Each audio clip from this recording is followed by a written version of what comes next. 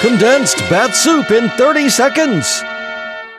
The following podcast discusses themes of racial and religious discrimination, political corruption, and gun violence. Written in 1946, the themes of this story reflect the social issues of the time, but may feel especially relevant and challenging given today's political climate.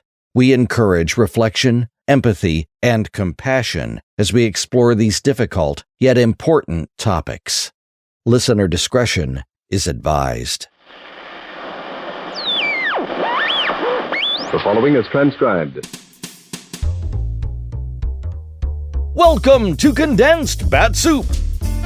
Now with 66% fewer superheroes than our regular podcast, which makes Condensed Bat-Supe even less nutritious, but still just as delicious.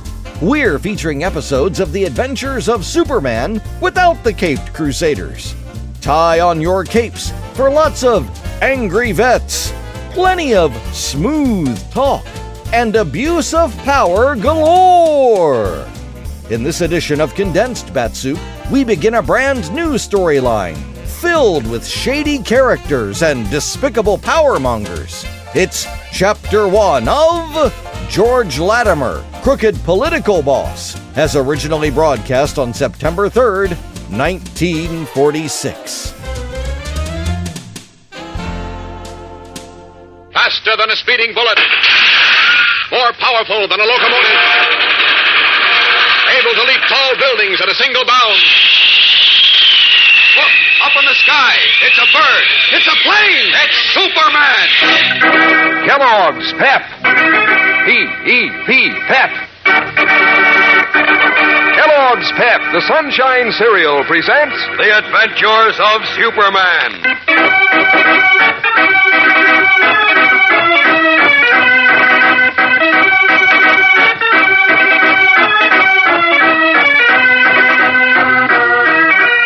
Today, with the investigation of the subway wreck satisfactorily concluded, and racketeers Ricky, Morgan, and Shortcake under police care, we continue on to another and even more serious problem facing the citizens of Metropolis and of America.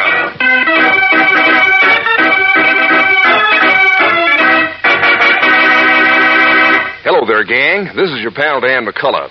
You know, some presents you get are fun when you get them, but after a while you kind of lose interest, isn't that right?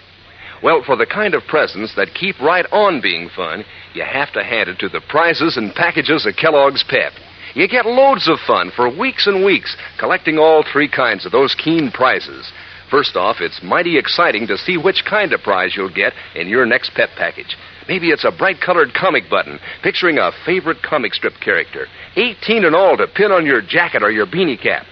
Or maybe it's a bird picture in gleaming color with a full description on the reverse side.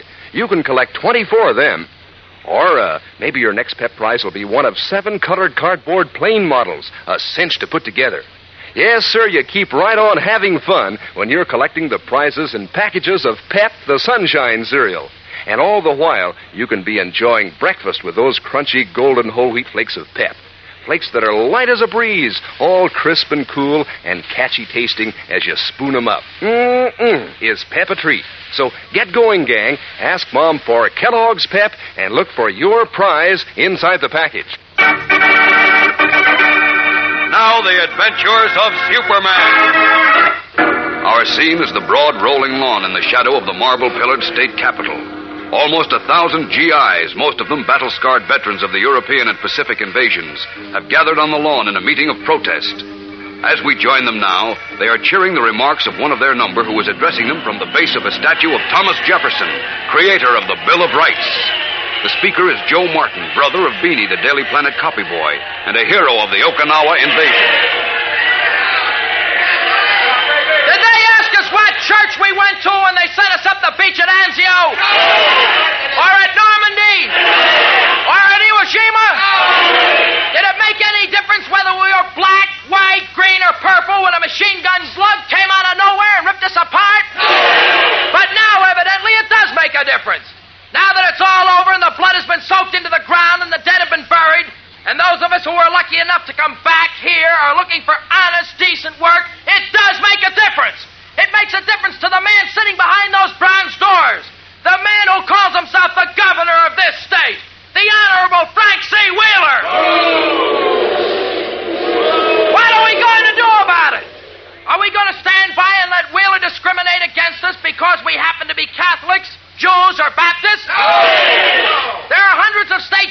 open.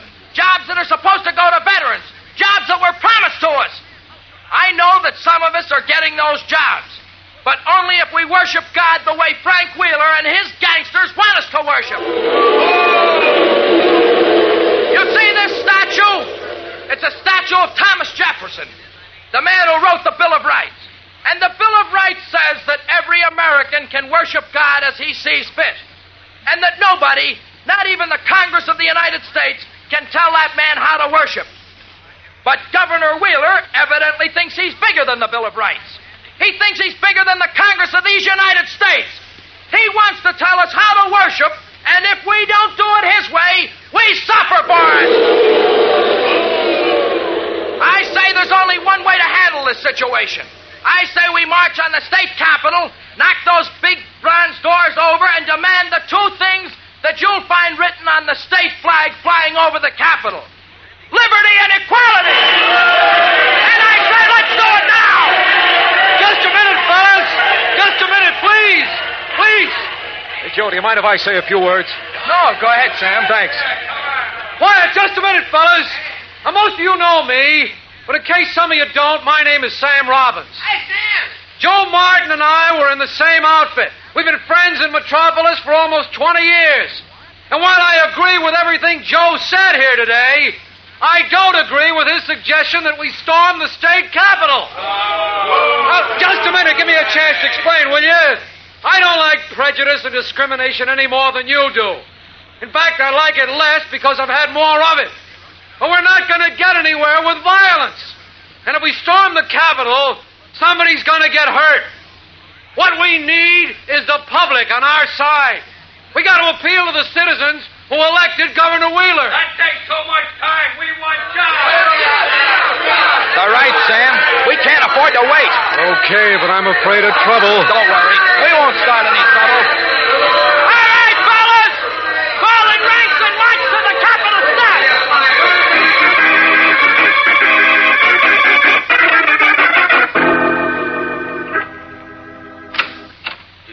Yes, Briggs, what is it? Sorry to interrupt, sir, but the veterans who are meeting on the lawn are marching toward the Capitol. Call the state police barracks. Tell them I want a squad of men over here immediately. Yes, sir. All right, George. You got me into this. Now get me out. Take it easy, Frank. Nothing to get excited about. 1,000 raving maniacs is plenty to get excited about. What do I do with them? What do I tell them? You're governor of the state, aren't you? In name only, and you know it. So does everyone else. It's no secret that Big George Latimer runs the works. Now, don't lose your head, Frank. That's what they want you to do. I know, but you've got to get me out of this hole. Those GIs are sore because we've kept certain people out of state jobs. We've kept foreigners out, Frank. Foreigners. But they're citizens, taxpayers. They fought in the army. In my book and in your book, too, they're still foreigners. They're not like us, are they? Well, Are they? No, I guess not. That's all you've got to say, Frank. You've got to keep repeating they're foreigners. That they're trying to undermine America. Trying to sell us out. Well, that was the Hitler line. Not a bad line, was it? No, but look what happened to Hitler. It won't happen to us. Believe me. Yes? They're on the steps, sir. They want you to come out. Who's on the steps? The GIs, who do you think? All right, Briggs, we'll take care of it. Yes, Mr. Latimer. Briggs, Yes, sir. when the state police get here, tell them to line up in front of the doors. Yes, Mr. Latimer. Oh, I don't like the smell of this. I don't like it one bit. Don't worry. Relax. I found something to hang our hats on. I don't understand. Kid named Martin, Joe Martin. The spark plug of the mob. We can't touch him. But his best friend is a Jew. A bird named Robbins. He's the one we'll pin it on. We'll say he's responsible for the whole business. Is he? I just finished telling you, Joe Martin was. But we'll hang it on Robbins. Could even call him a red. That always goes over big. Oh, I'm afraid of this. You can't fool around with those veterans, George. They don't knuckle under. They'll knuckle under to me, or I'll know the reason why. Oh, now what? Yes. Oh, what is it, Briggs? The state police are here, sir. Sergeant Adams would like to see you. Yeah, I'll send him in. This way, Sergeant. Sergeant Adams, state police reporting, sir. Glad to know you, Sergeant. Are your men lined up in front of the Capitol doors? Yes, sir. But that's what I want to talk to you about. They don't like the idea of pointing Tommy guns at ex-GIs. I've got 10 men, and 6 of them were GIs themselves. Well, it seems just a minute, to me... Governor, if you don't mind. Oh, no, not at all. Thanks. My name is George Latimer, Sergeant. You may have heard of me. Yes, of course, sir. Good.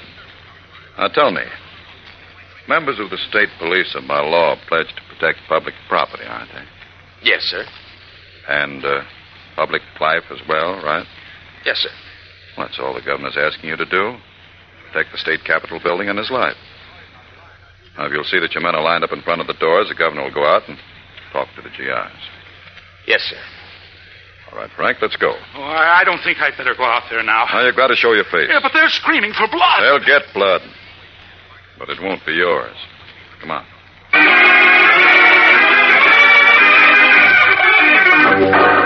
What does Big George Latimer, crooked political boss of the state, mean? We'll know in a moment when we return for the exciting climax of today's episode. So keep listening. Say, gang, did you ever see a person trying Kellogg's Pep for the first time? Well, here's what's likely to happen. He starts looking pleased just as soon as he sees those crisp, light cherry flakes of whole wheat in his breakfast bowl. But wait till he digs his spoon in and samples Pep's flavor. Now you'll see his smile break out in earnest. He takes another spoonful and another. Can't quite believe all that catchy, super delicious flavor is real. Well, it's real, all right. It's terrific. And you can see the pleasure written all over his happy face.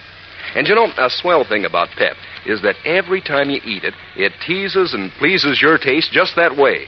Just as you get a happy surprise every time you open your package of Kellogg's Pep for the prize inside. 3 different kinds of prizes you can get, and each one a honey. For instance, you'll get either a colored cardboard model of a fighting plane, one of 7 in the great Pep Air Fleet, or you'll get one of 24 beautiful color pictures of birds with a description so you can identify these birds anywhere. Or else, you'll get a bright-colored comic button picturing one of 18 comic strip characters to pin on your jacket or your beanie cap. So start collecting all 3 kinds of prizes in Kellogg's Pep, the Sunshine Cereal.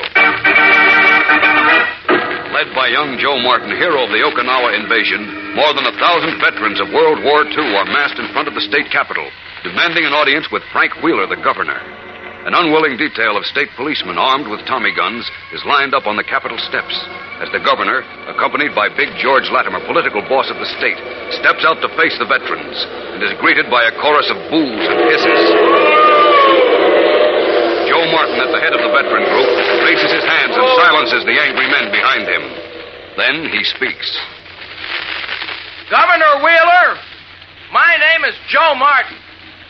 I'm speaking for the Army and Navy veterans you see here before you. We demand to know why racial and religious prejudice is being practiced in awarding state jobs to return GIs. Tell them there is no prejudice. Mr. Martin and gentlemen, I assure you there is no prejudice. That's a lie. I'm sorry to have to contradict you, Governor, but applicants for state jobs are being asked their church affiliations. And if it isn't the right church, they don't get those jobs. And that goes for Negroes, too. Give them the far in the line. Americans first. It may be true, Mr. Martin, that we are being very careful in our selection of state employees. That is, we are trying to avoid hiring foreigners whose only aim is to undermine the government. This is America, and we should think of Americans first. What do you think I am? How about me? I know that. They're coming up the steps. Sergeant, fire at them. Keep them back. Fire, I said. That's an order.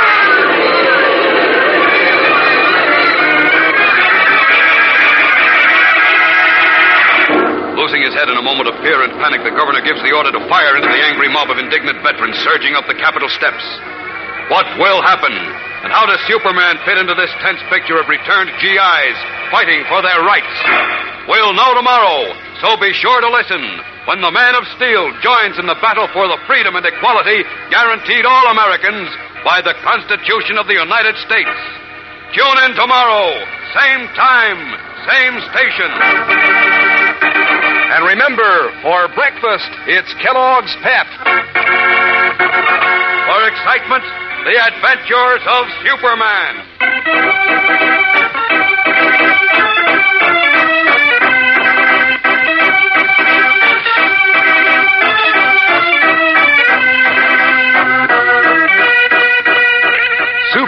is a copyrighted feature appearing in Superman DC comic magazines and is brought to you Monday through Friday at the same time by Kellogg's Pep, the Sunshine Cereal.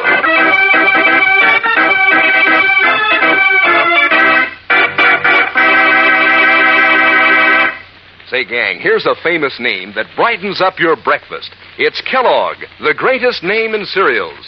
Kellogg, as in Kellogg shredded wheat. What a treat. Tender, plump biscuits full up with natural nut-sweet flavor and toasted just right for extra crispness. But that's not all. Kellogg shredded wheat biscuits are just the right size, made to fit the bowl. And there are 15 biscuits in every package, each one full of swell whole wheat nourishment. Ask Mom to get you some Kellogg shredded wheat. And be sure to be with us tomorrow for the thrilling adventures of Superman. This is the Mutual Broadcasting System. And now, faster than a speeding bullet, Condensed Bat-Supe proudly presents Chapter 2 of George Latimer, Crooked Political Boss, which was originally broadcast on September 4th, 1946. Faster than a speeding bullet. More powerful than a locomotive. Able to leap tall buildings at a single bound. Look, up in the sky. It's a bird. It's a plane. It's Superman. Kellogg's Pep. P-E-P, Pep. Kellogg's Pep, the Sunshine Cereal, presents The Adventures of Superman.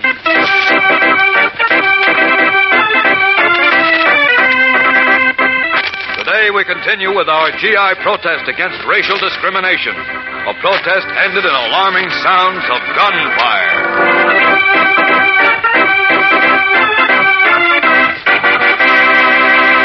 Hello there, gang. This is your pal Dan McCullough. Say, which is it? Is it a bird? Is it a plane? Is it a button? Well, you never can tell for sure until you open your package of Kellogg's Pep and see which of those three kinds of prizes you'll get.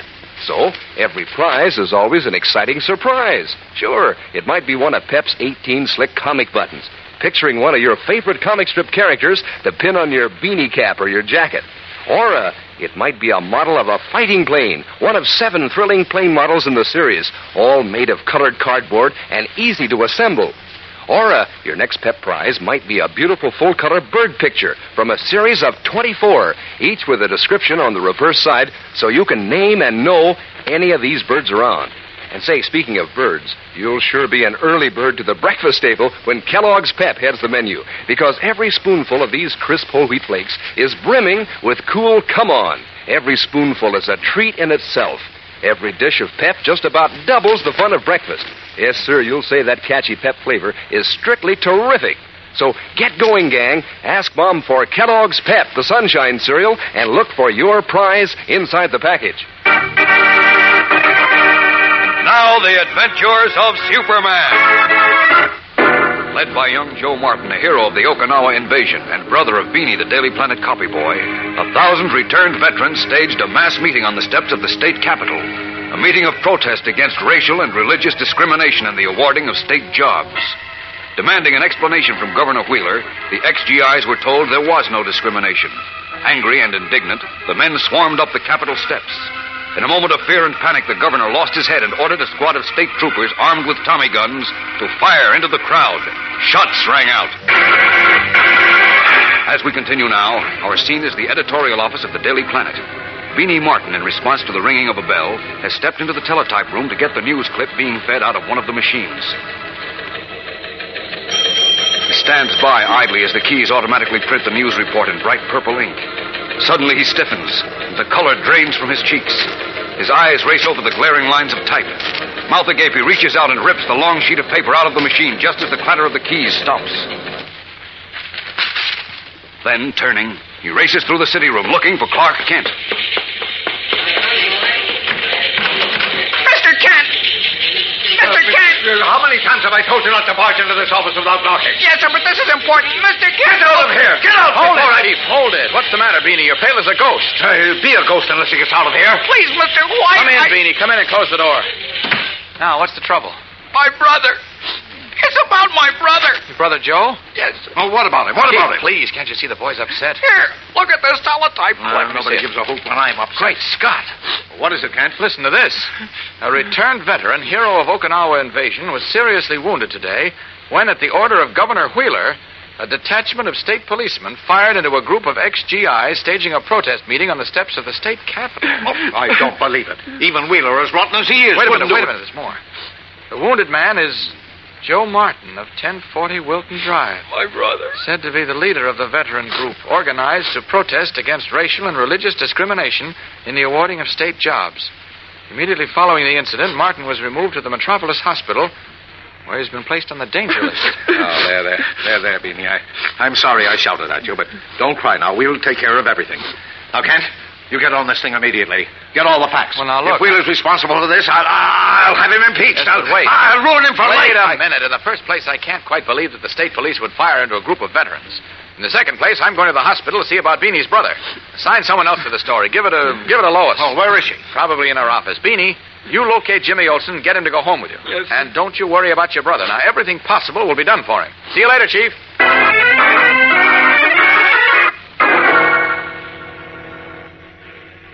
But, Doctor, I've got to see him. I'm sorry, Mr. Kent. We've just done an emergency operation on him to remove the bullet from his chest. He's in a coma. No one can see him. But, Doctor, you see... I think there's a friend of his sitting in the waiting room. Perhaps he can help you. Oh, here he comes now. Oh. Any change, Doctor? No change. Well, I'll have to leave you now. Sorry. Thanks, Doctor. Quite welcome. I understand you're a friend of Joe Martin's. I've known him almost all my life. We were kids together. We went to school together and fought the war together. Now this has to happen. Yeah, I know. My name is Clark Kent. I'm with the Daily Planet. Joe's brother, Beanie, works for us. Oh, that's right. Joe's mentioned you lots of times. I'm Sam Robbins. Glad to meet you. Glad to meet you, Sam. Tell me, were you at the state capitol when this thing happened? I was there all right, but it didn't do much good. No. I tried to tell the boys someone was going to get hurt, but they wouldn't listen. Did the state police actually fire at them? I hate to have to say this, Mr. Kent, but I'm afraid they did. Did they? They had Tommy guns. Our bunch was sore, and they started up the steps to where the governor and some of his stooges were standing. Uh-huh. I heard him yell to the troopers to fire. The next thing I knew, the Tommy guns were blazing away, and Joe, who was right next to me, crumpled up and dropped. Was anyone else hit? No, just Joe, the one guy who didn't have it coming to him. Huh. The guy who just the same was fighting for the Jews, the Catholics, and all the rest of the people who get pushed around. Doesn't make sense, Sam. You're telling me. Gee, I remember thinking when we were crawling up one of those Jap Island beaches with slugs whistling around us and knocking off one guy out of three that, well, maybe after this war was over, we'd wake up to the fact that when the chips are down, it doesn't matter what prayer book you read out of or what color your face is. Yeah, that's what I thought, but I guess I was all cockeyed. No, I think a lot of people did wake up, Sam, but that's not what I was thinking of when I said it didn't make sense. I was thinking that if the state police fired into the crowd, how come only Joe was hit? Particularly with Tommy guns. I don't know. Well, I'm going to find out. You'll be around here for a while yet, won't you, Sam? I'll be around until they tell me Joe's going to pull through. If it takes a week. Okay, I'm going over to state police headquarters. I'll be back in a few minutes. A few minutes? Mm-hmm. But it's 20 miles from here. What are you, Superman? Sometimes, Sam. See you later.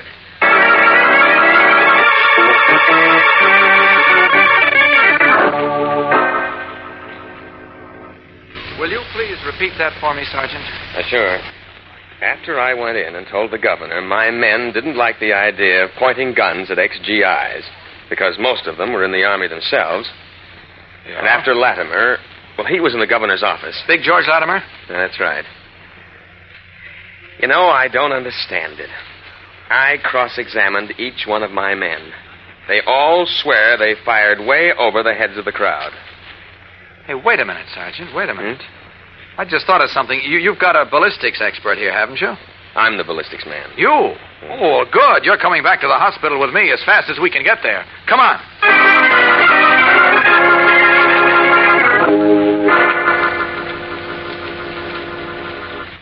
Are you sure, Doctor, that this is the bullet removed from Joe Martin's chest? Positive, Mr. Kent. His nod's just beneath the heart. All right, Sergeant, here it is. Can you tell from what kind of a gun it was fired? Let's see. Yes. 32 automatic. No doubt about that? No doubt at all. It could never have been shot out of a Tommy gun. That, of course, clears my men. Wait a minute. The state police carry sidearms, don't they? Yes, but they're .44 caliber police specials. They're revolvers, not automatics. And this bullet came from an automatic. Weighing the twisted lead bullet in his hand, Sergeant Adams of the state police makes a positive statement. A statement that opens a new trail for Superman. But in a moment, even the Man of Steel will be faced by the shock of his life. So stand by for the startling climax of today's episode. Say, gang, isn't it swell just to see a dish of Kellogg's Pep at your place at the breakfast table? Pep looks so crisp and light and golden that, well, you can hardly wait to pitch in. And believe you me, a bowl of Pep tastes just as good as it looks. Those cool, crunchy whole wheat flakes are crammed with Pep's special kind of teasing, pleasing, catchy flavor. Yes, sir, when it comes to brightening up breakfast, Pep's a terrific hit. And say, Pep's terrific, too, when it comes to swell prizes. 3 different kinds of prizes, one or the other in every Pep package.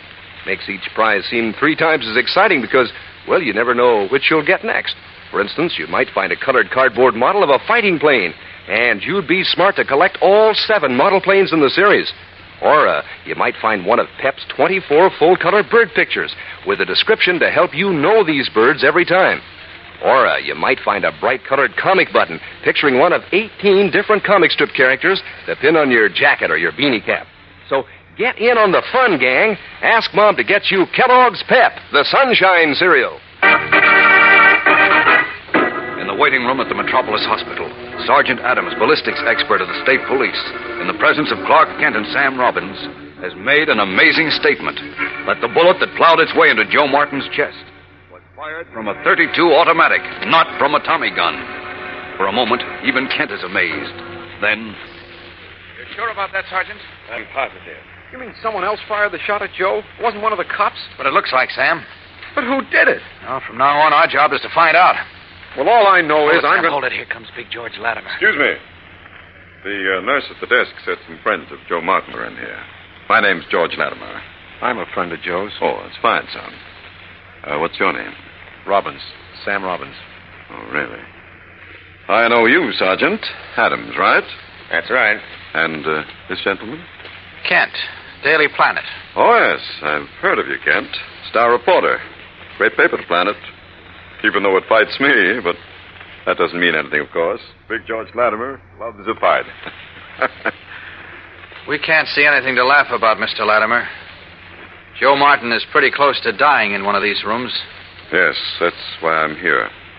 Governor Wheeler asked me to come down and see what I could do for young Martin. Oh? At the same time, to correct the impression some people seem to have that Martin was wounded by the state police. Wasn't he? No, Kent, he wasn't. Well, what did happen? Who shot Martin? Well, I was standing on the top step of the Capitol with the governor when the crowd of veterans got a little too excited. Started up the steps. I saw one of them pull a gun. Then the governor, certain he was about to be attacked, gave the order to fire. Naturally, one couldn't hear a pistol shot with Tommy guns blazing. Are you trying to tell us that one of the veterans shot Joe Martin? Yes, Kent, I am.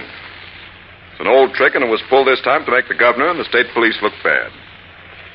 You think you could identify the man you saw pull the gun? Yes. And I don't have to go far.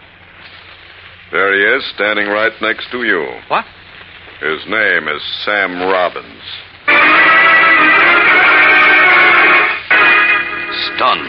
Stunned beyond even the power of speech.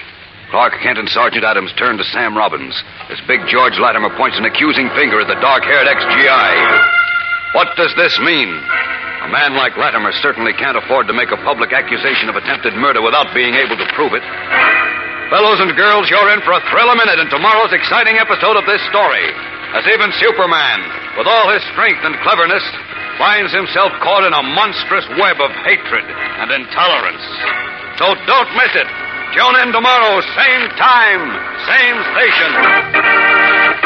And remember, for breakfast, it's Kellogg's Pep. For excitement, the adventures of Superman.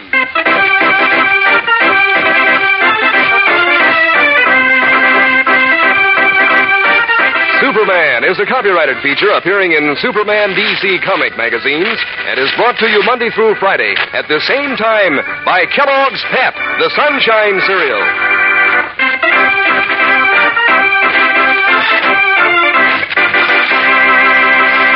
Say, gang, when you think of famous names, do you think of Kellogg? You know, that's the greatest name in cereals. And Kellogg makes Kellogg shredded wheat, the tender, plump biscuits made just the right size to fit your breakfast bowl. And are they good? Full to the brim with natural nut sweet flavor. Good for you, too. They're made of nutritious whole wheat.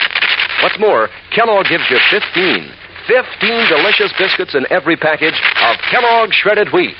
Try 'em soon. And be sure to be with us tomorrow for the thrilling adventures of Superman. This is the Mutual Broadcasting System. It's time for a Condensed Bat-Supe Extra Helping, because sometimes a hero needs 2 parts to solve a mystery.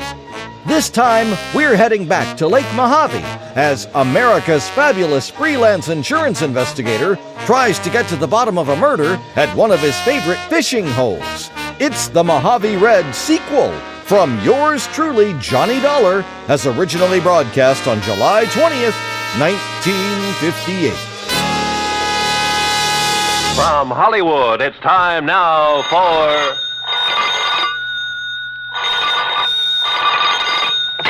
Johnny Dollar. Here's your number in Kingman, Mr. Dollar. Oh, thank you, operator. One moment. Jake Kessler. Johnny Dollar, Jake. So you found out I was right. You've left our fair state of Arizona and gone back to Hartford. Wrong. Huh? You mean you're still at Lake Mojave Resort? I sure am. Then I'm still betting that you haven't found anything to indicate Elmer Hobbs' death wasn't accidental drowning. Jake. So your expenses will have to come right out of your own pocket instead of the company. Listen. As for that crow you talked about eating, how do you want it cooked? Listen, will you? What? Have you mailed in the insurance claim yet? Oh, I was just about to run it over to the post office when your call came in. Tear it up. What? Because, Jake, Elmer Hobbs was murdered.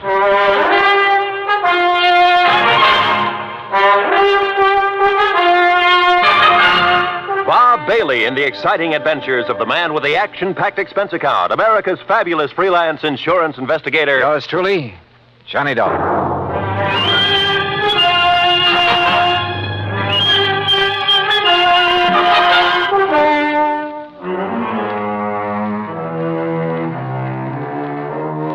Expense account submitted by Special Investigator Johnny Dollar to the Greater Southwest Insurance and Liability Company, Kingman, Arizona office. Following is an account of expenses incurred during my further investigation of the Mojave Red matter.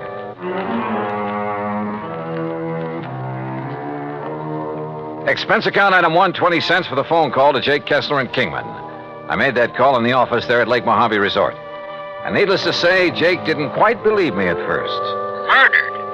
Elmer Hobbs was murdered? Jake, I'd bet my last buck on it. Yeah, but, Johnny, the police spent 2 or 3 days over there investigating. The coroner, too, and they all reported no evidence of foul play. That's simply because they didn't know where to look. What do you mean? You know Red Barrett, the old fishing guide over here? Well, I've heard of him. Well, Red found the boat that Hobbs used that day. It was lying on the bottom of one of the coves up in the big basin. Sure, because of the storm that drowned Elmer Hobbs. Because somebody sank it. That boat had a couple of air tanks on it that would keep it afloat even if it was swamped. Oh? But, Jake, those tanks were cut open by whoever killed Hobbs. Good Lord. Yeah. But who did it, Johnny? That's what I'm going to find out. I'll call you later. I hung up on Jake Kessler, then walked on back to the dock where I found Red Barrett and Buster Favor waiting for me. Did you get your call to Kingman through all right, Johnny? Yeah, Red. Jake Kessler's holding up the claim on Elmer Hobbs' insurance. Good. That's good. Did you, tell Buster what we found up the lake? Yes, sir. Yeah, Johnny, he did. It's like I said in the beginning. I just didn't see how a man like Mr. Hobbs could ever get himself capsized up in the big basin, no matter how bad a wind came up. Buster was the only one that agreed with me, Johnny. Well, quite frankly, I don't see why everybody wasn't suspicious when Hobbs' boat wasn't found after the storm. Right, Johnny. But now that you and Red found it, sunk in the bottom of that cove and with the flotation tanks cut open, yeah, it sure looks like murder. Oh, that's what I thought from the first, Buster. That's why I telephoned all the way to Hartford to get Johnny out here. But who could have wanted to kill him? Any ideas, Buster? No, sir, Johnny, I certainly haven't. You sure there was nobody here at the resort who might have wanted him out of the way? Johnny, the other folks who were here at the time it happened, why, they didn't even know Mr. Hobbs. You're sure of that? Absolutely. See, he wasn't much of a mixer. He stayed by himself all the time. That's right, Johnny. Elmer used to go out fishing first thing in the morning, and he'd be the last to come in at night. He'd go to his room, cook his supper, and then go to bed. All right, listen. He was killed just before or during the big storm you had. That's right. Who else was out on the lake at that time? Nobody. Nobody from here, that is. All our people, all our boats were back here at the landing. They'd got the storm warning. So don't you see, Johnny, it must have been somebody from up the lake. What do you mean? From one of the other landings. What other landings? Cottonwood, Emery's, any one of them. Yes, sir. Somebody sank his boat and tried to sink his body with it. But we found his body washed up on the Nevada shore. You found it, Red. Yes, I did. My best friend. I dove down to that boat, Buster. And I found not only the bashed-in flotation tanks, but where the anchor line had apparently been lashed around the body to hold it there. And you remember, Buster, the rope marks we found on Elmer's body? Yeah, but the police, sheriff, and coroner, and the rest... What did they say? He probably just got tangled up in that rope when he was fighting the storm. But they were wrong. Yeah, apparently. Well, why do you say that, Johnny? Well, because so far this evidence of murder is, well, it's all circumstantial. As for motive... Motive? Well, I hadn't thought of that. Red... Well, the main thing is that cutting open the flotation tanks was done with some kind of an axe. I was asking about motive. And I know that Elmer didn't have any axe on that boat. Did you find the axe, Johnny? No. Now, Red... I'll tell you what he had in his boat, beside his clothes, I mean. Well, let's cover this motive thing. He had the anchor, of course. That went with the boat. Red. He had a nice new Silaflex rod with a Mitchell 300 on it. Yeah, but now look. He had a long-handled net that he'd picked up somewhere in L.A., and an old beat-up McKinney tackle box full of plugs and spoons and a fish stringer. And that was all, Johnny. No axe. That was all he had. Red, that bush you're beating around is getting pretty big. Well, Johnny, I don't know what you mean. Well, I asked you about possible motive, and so far all you've done is evade the question. Now, why should I do that? Well, that's what I want to find out. Well, now, Johnny... You know of anyone who might have wanted Mr. Hobbs dead? You say you knew him pretty well. And I did, yes, sir. Well? No, sir. No, sir, I certainly don't. You're sure? Why, Elmer... Well, nobody could want to kill a fine man like him, Johnny. He was one of my best friends. Yeah. At least while ever he was here, I mean. I never knew anything about him in L.A., I mean. He was in business back there, I understand. That's right, with a man he called Stu Manley. Wait a minute. What is it, Johnny? I'm going back to the office and call Jake Kessler again. Yes, sir. Elmer was my best friend. Come on. Come on up to the office with me, Buster. Well, you can use the phone here on the dock, Johnny. No. Come on. Red, we'll see you later. I'll be here, sir. You look like you just got hit with an idea, Johnny. Yeah, and I'm afraid it isn't a very pretty one. Oh? Morning, What is it, Johnny? Any of the early fishermen come in yet? Oh, yes, sir, Mr. Carson, and they picked up some nice bass up above the power line crossing. Good. I was thinking of going up that way myself. Yeah, well, good luck. Now, what were you going to say, Johnny? Were Red and Mr. Hobbs such really good friends? Well, they were always together when he came here. Of course, they were always fighting like cats and dogs over some silly thing or other, but didn't mean it. Oh, now, wait a minute, Johnny. Was Red alone when he found Hobbs' body? Yeah, he was, and he brought it back here. But now, look. There weren't any other boats up the lake? Yeah, there were, but Red was searching that particular part of the shore alone. But surely you don't Jake think... Kessler told me something about Hobbs' insurance policy, but not quite enough. Johnny, listen. Come on, let's get to that phone.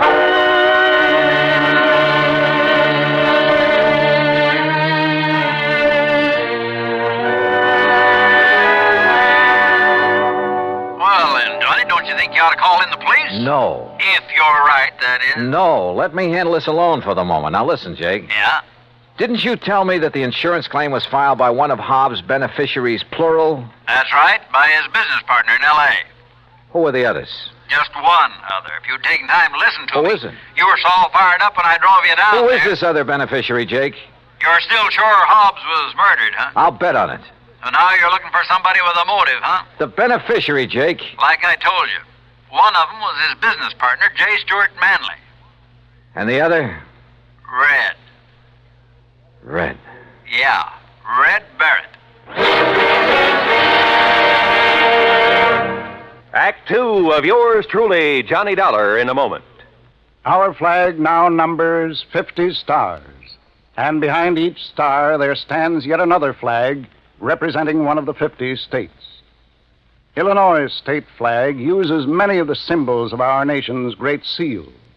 The eagle, the symbol of our national strength, rests on a shield representing the states, indicating that the states and the nation are bound together, for in unity there is strength.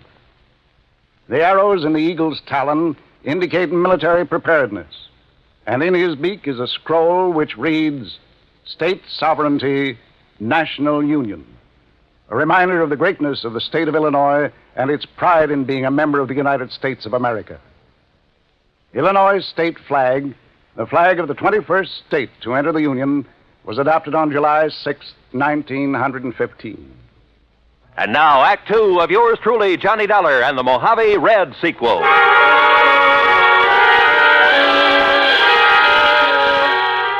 Two people who I knew stood to gain by the death of Elmer Hobbs. One, his business partner, J. Stuart Manley in Los Angeles. The other, Red Barrett, fishing guide at Lake Mojave Resort, who said he'd found his body, who professed to have been his best friend. I wondered. I said as much to Buster Favors, who sat there in the office of the resort. Red do a thing like that, I won't believe it, Johnny. But he's the one person who could have engineered the whole thing, Buster. But why, then, would he lead us to the place where Mr. Hobbs' boat was sunk? Well, and point up the fact it was deliberately sunk, and an attempt made to sink Hobbs' body with it? Oh, there's a cover-up? To make him look clean? No, Johnny. Well, the boat would have been found in that cove sooner or later anyway. I tell you, you're wrong if you suspect Red. Look, if Hobbs' business partner is a beneficiary, too, why don't you look him up? I fully intend to, unless Red did do it. No. And I can prove it. No, Johnny. Let's go back to the dock so I can talk to him again and see... Buster, Oh, hello, Johnny. I suppose you've heard, Ham? Yes, Red told me. You're quite sure it was murder? Yeah. I'm sorry. Listen, Buster. Yeah. Look, Ham, as manager of this resort, you know Red pretty well. I sometimes wonder. That's what I came up here to ask you about, Buster. Huh? Did you send him skiting out of here? What?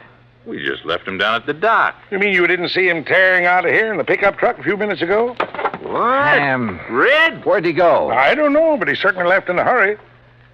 Johnny. Yeah. No, I still can't believe it. What are you boys talking about? Nothing.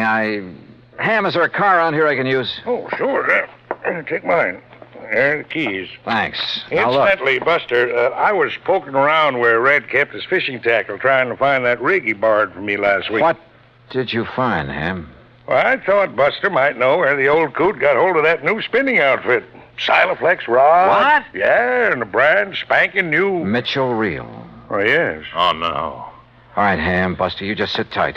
If Red comes back here before I do... Comes back? Yeah, say nothing to him about what we've learned. Just keep him here and tell him I'll return to talk with him later. Nothing else. But, Johnny... No, do as I say. Look, boys, what's going on I'll here? see you later. Well, now, Johnny... Red was one of Elmer Hobbs' beneficiaries. He was the one who'd found the body. He had the fishing tackle that had belonged to Hobbs. And when it was discovered by Ham Pratt, he'd left in a hurry. All pretty incriminating. Which is not why I took off in Ham's car. West on 77, south on 95, and west again on 66. Item 4, $1 even for a sandwich and a Coke and Barstow. Item 5, $4.80 for a tank full of gas at the sign of the Flying Red Horse. Then westward again. And always with an eye out for Red in the old pickup truck. Finally, as the sun was disappearing over the edge of the Pacific, I pulled into Los Angeles. The real estate office of Manley and Hobbs was closed. A directory at the nearest phone booth gave me J. Stuart Manley's home address. 1308 Pandora Avenue in the residential section called Westwood. The neat white stucco house was dark, the garage empty. I let myself in through a back door by slipping the lock with the aid of one of my business cards. It was hard to see inside, but I didn't want to turn on any lights. And that was a mistake. Because as I quietly rounded a corner and started toward the den, I guessed wrong. Somebody was at home, was in that den behind the now closed door. And that somebody knew that I was in the house. There was only one thing to do, try to bull my way through. Well, Mr. Manley, you're just... Oh, you killer! Wait a minute. Oh.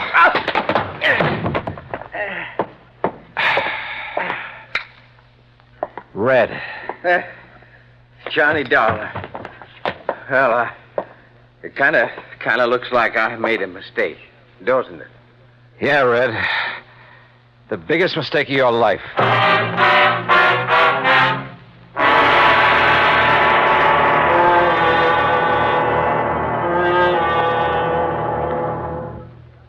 Act 3 of yours truly, Johnny Dollar, in a moment. A question that has been asked many times is, at what age does a boy become a man? It isn't when he reaches the age of 21, but when the qualities of grit and determination within him make him face up to the responsibilities of a job to be done, no matter what the difficulties. On May 21st, 1862, during the Civil War battle at Corinth, Mississippi, William H. Horsfall was serving as a drummer with Company G of the 1st Kentucky Infantry. During the furious and deadly engagement, he saw his captain fall wounded between the lines. Although, as a non-combatant, Horsfall was supposed to stay out of the range of fire, he rushed bravely forward at the risk of his own life to aid his wounded captain. Ignoring the fact that they were in the midst of a continuing and deadly hail of fire from both sides, the courageous drummer dragged the wounded officer to a place of safety, thereby saving his life. Later on, Horsfall grabbed a gun and some ammunition and went into the fight. But his commanding officer finally sent him to the rear, recommended him for the Medal of Honor, and gave him a furlough. Gallant as the drummer's valorous actions were, the officer felt that 14-year-old William Horsfall was still too young for battle. But Horsfall's personal code had already proved him a man. And now, Act 3 of yours truly, Johnny Dollar, and the Mojave Red sequel.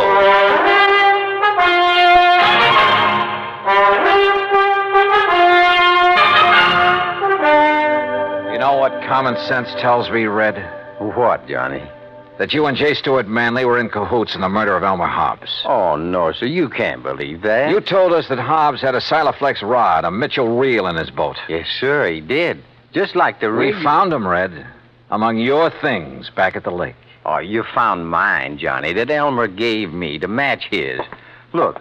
Now, look what I found here in Manley's closet. This was Elmer's rod and reel, Johnny. What? All strung up with a wobble right spoon on it, just the way he fished with it. And he could cast so accurate. You're sure this was his? Well, here's his initials right on the butt, and scratched on the reel, too. E.H. Yes, if you'd have looked, you would have found my initials on the rod there at the lake. But look here. Look what I found in the corner of this closet, all wrapped up, like to hide it. The axe. And I'm no detective, Johnny, but just look at these marks, like it was used to hack at some kind of thin metal. The flotation tanks on that boat. Maybe you are a detective, Red, and a good one. But why did you come tearing in here to L.A.? In the hopes, Johnny, I'd find these things. I thought from the first that Manley might be the one. Elmer never did really trust him. He told me that many a time. But you didn't accuse him when I talked to you at the lake. I wanted some proof. Manley'd not only get a hunk of Hobbs' insurance, but a share of the business. That's right, sir. I pulled a little trick on him, too. What do you mean? Well, I stopped along the way and I phoned him to make sure that he wouldn't be here for a while. Well, what did you tell him? I disguised my voice, Johnny, real good. That voice of yours? I told him that this was a friend, I said. That I thought he ought to know that you were working on the case. Oh. That if he'd left any evidence at Lake Mojave, he'd better get there and steer you away from it. Red. And that's the way I got him away from here so I could find this stuff. But if he's gone to Lake Mojave... Oh, I knew you could take care of him. And if I did find these things like I did, I was going to phone you there to be ready for him. Well, then why did you attack me when I came in here? Sorry, Johnny, but I thought maybe he'd got wise and come back and maybe recognized my voice after all. Exactly what happened, Red. Mr. Manley? Sir? That's right, J. Stewart Manley. And this is my wife, Mr. Dollar. Red. Shoot them. Kill them, Stewart. They're burglars, don't you see? And we caught them robbing the house. Quiet, Mary. I suppose that means we were right. That you did kill your partner, Elmer Hobbs. That stupid old man, fishing all the time instead of tending to the office, taking all the money. Mary. But now we'll have some money for a change. Own the business. Mary, shut up. I see you found old Elmer's things. No, sir. This fishing rod is his, not yours. Oh, put it down. Pretty foolish of you to bring that stuff here, Manley, especially the axe. I'm sure any good police lab will find traces of aluminum from the boat on it. Kill him, Stuart. They're robbers. Their fingerprints will be all over. Yeah, Mary's right. Your prowler's ransacking my house. And I can see the bulge of your pistol, Dollar. So any court in the land will uphold my right to kill you in self-defense. And Dollar, you go first. Listen, you think you can shoot as straight as I can cast a fishing plug? Huh? Like this? Oh, no. No!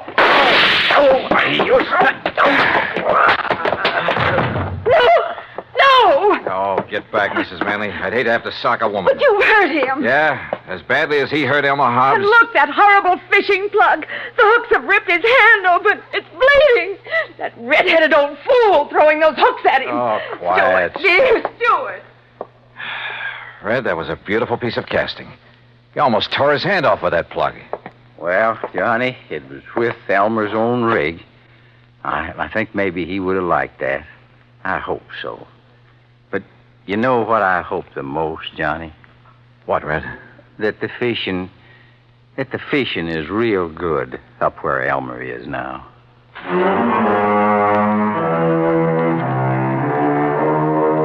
Manley and his wife. Yeah, Red had figured right. The morning of the day that Hobbs was killed, they'd rented a boat out of Cottonwood Landing, a few miles up the lake, then ambushed him there in the big basin. Bob Cole at Cottonwood had noticed the new rod and reel when they'd come back off the lake, just before the big storm. Had noticed the axe, too, when he'd wondered about it. Now he knows. So, from here on in, it's up to the sheriff's office and the courts. Expense account total, including return of Ham's car, a few days of fishing, and the trip back to Hartford, $307 even. Yours truly, Johnny Dollar.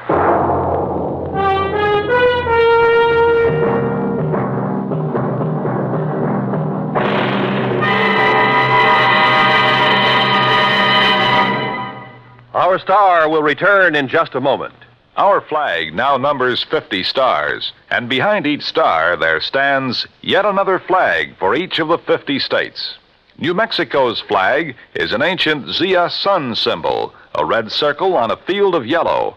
Radiating from 4 points, which we might indicate as north, east, south, and west, are 4 parallel lines.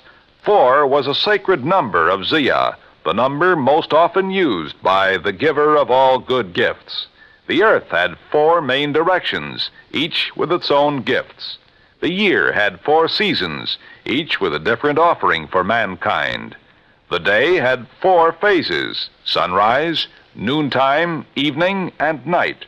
Life had its 4 divisions: childhood, youth, manhood, and old age. Everything in life and nature was bound together in a circle, the circle of life and love, without beginning and without end. And in this great brotherhood of all things, man had 4 obligations. He must develop a strong body, a clear mind, and a pure spirit. 4th, and most sacred, he must devote unselfishly body, mind, and spirit to the welfare of his people. From this simple symbol, the Zia sun, we read the legend of a wonderful philosophy. The flag's colors of flaming red and golden orange represent the banners of Ferdinand and Isabella, which were carried by Columbus across the Atlantic. New Mexico's state flag, the flag of the 47th state to enter the Union, was adopted on March 19th, 1925. Now, here's our star to tell you about next week's story. Next week, some of the funniest old characters I ever meet. And a 10-year-old boy solves the case. Join us, won't you? Yours truly, Johnny Dollar.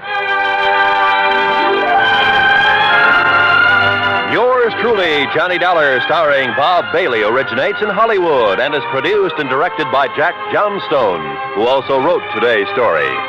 Heard in our cast were Virginia Gregg, Harley Bear, Forrest Lewis, Barney Phillips, Alan Reed, and Russell Thorson. Be sure to join us next week, same time and station, for another exciting story of yours truly, Johnny Dollar. This is Roy Rowan speaking.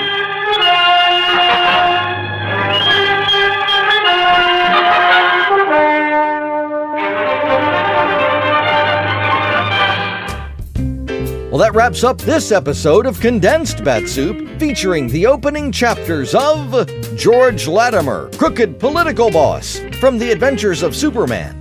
Thank you for listening. Be sure to tell your friends to subscribe to Bat-Supe on their favorite podcatcher. We can also be found on YouTube and Facebook. We'll see you next time for another exciting edition of Condensed Bat-Supe as we bring you more of our news storyline and another fine extra helping. Until then, up, and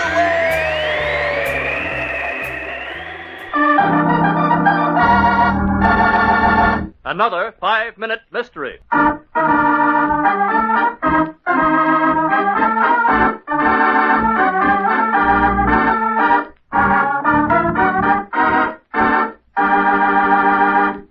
Far to the south, hidden in the mysterious low country of Cuba, a sugar plantation house, dimly lighted in the somber dusk. In the parlor of the house sits a small, thin woman. Lester Lockwood was my brother, Inspector. His wife, Nydia, drove him to throw himself off the riverbank. Suppose you tell me the whole story. Well, 2 years ago, my brother and his wife left their professorships in the English department at Lynbrook College and came here to live and write. As time went by, Nydia became fascinated by the native drums. One night, she wandered alone in the jungle. And never came back, yes, I remember. And then the first of those mysterious notes appeared, written in blood on dried bark. I have been chosen, it said, for one of the living dead. Come to me, Lester, and share my eternity. It was signed, Nydia. Lester watched for her, certain somehow she'd come for him. And last night, we were standing on the jungle path. Judith, the drums. They're getting louder. She will come. I know she will. Oh, Lester, give up this plantation. It's evil. It's too late. She's here. Listen. Do you hear that? What? A movement. Yonder beyond the trees. Look. Oh, Lester. It is Nydia. It's true. Judith, my wife's one of the living dead. Lester, come back. I've got to find her and save her from this voodoo magic.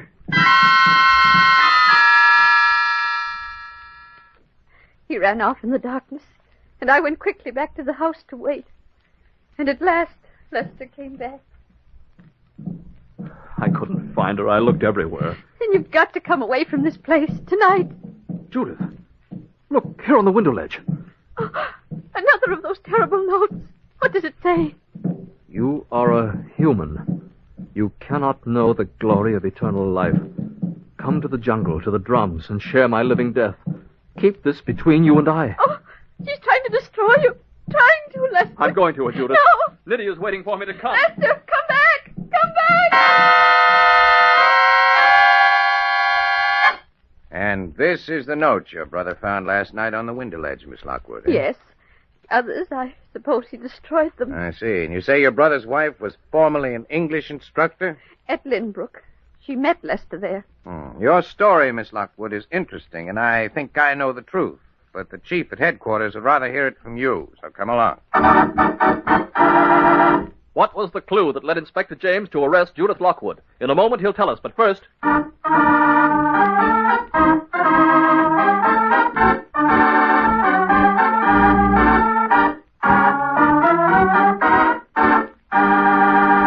And now, here's Inspector James. Under questioning, Judith Lockwood broke down and confessed to the murder of her brother and his wife. She was a pretty mixed-up woman, but she had imagination. I knew Judith had written the note herself because no instructor of the English language is going to make 2 grammatical errors in 4 short sentences. You don't say human for human being. And nothing is ever between you and I. So, if you didn't know, let's keep it between you and me.